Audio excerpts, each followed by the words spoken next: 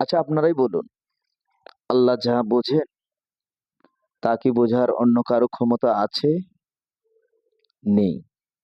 কারণ আল্লাহ তাআলা অসীম ক্ষমতার অধিকারী।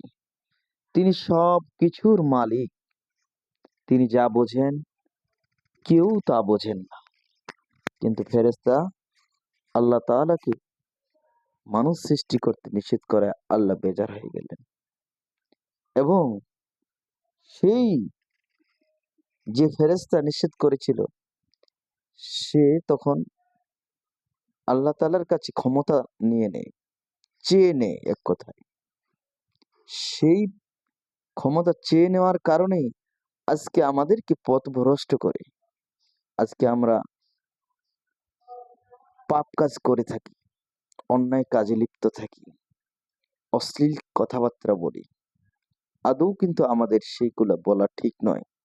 আল্লাহ পাক রব্বুল আলামিন আমাদের সৃষ্টি করেছেন একমাত্র তার দাসত্ব করার জন্য, তার গোলামি করার জন্য।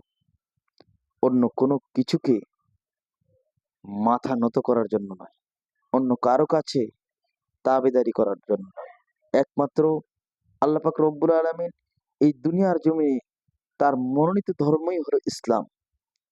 প্রতিটা মানুষকে এই দ্বীনের শিক্ষা, ইসলামের শিক্ষা নিতে হবে।